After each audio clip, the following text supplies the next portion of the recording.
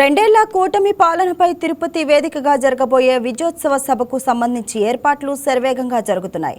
రేపు ఉదయం 11 గంటల నుండి మధ్యాహ్నం 1 గంట వరకు సంక్షేమం పేరుతో జరిగే సభకు కూటమి అగ్రనేతలు, కేంద్ర, రాష్ట్ర మంత్రులు, ప్రజా ప్రతినిధులు పెద్ద ఎత్తున హాజరవుతారు. తిరుపతిలో జరిగే విజయోత్సవ సభ గురించి ఎమ్మెల్యే పులివర్తి నానితో మా తిరుపతి జిల్లా correspondent Selvam face to face. ఏదైతే కూడా కూటమి నేతల ఆధ్వర్యంలో కూడా విజయోత్సవ సభను కూడా తిరుపతిలో కూడా నిర్వహించేందుకు పెద్ద ఎత్తున కూడా ఏర్పాట్లు చేస్తున్నారు. దీని అంతా కూడా తిరుపతి జిల్లా చంద్రగిరి మండలం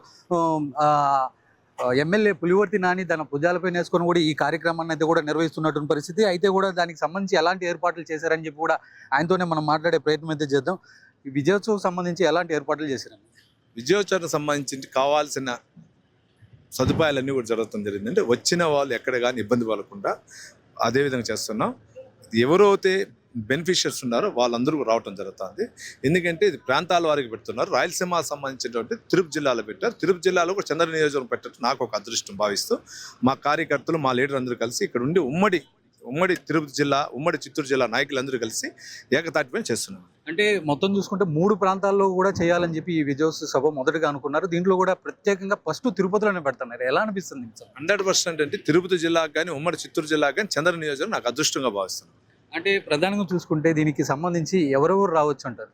దీనికి సంబంధించిన మా పెద్ద అయినటువంటి సీఎం గారు చంద్రబాబు నాయుడు గారు, డిప్యూటీ సీఎం గారు, జనసేన అధినేత అయినటువంటి పవన్ కళ్యాణ్ గారు, జాతీయ వర్కింగ్ ప్రెసిడెంట్ అయినటువంటి నారా లోకేష్ బాబు గారు, సెంట్రల్ మినిస్టర్ అయినటువంటి ప్రహ్లాద్ సింగ్ జోషి గారు, దాంతోపాటు రాష్ట్ర బీజేపీ అధ్యక్షుడు మాధవ్ గారు, రాష్ట్ర తెలుగుదేశం పార్టీ అధ్యక్షుడు అయినటువంటి మన పల్లా శ్రీనివాసులు గారు, వివిధ మంత్రులు, 56 మంది రాయలసీమ సంబంధించినట్టు 56 మంది ఎమ్మెల్యేలు, వివిధ కార్పొరేషన్ చైర్మన్లు, ఎక్స్ఎమ్మెల్యేలు, ఎక్స్ఎంపీలు అందరూ కూడా వస్తారు. అంటే సుమారుగా ఎంతమంది అంచనా వేస్తున్నారు సార్? 30,000 మందితో జరుగుతుంది.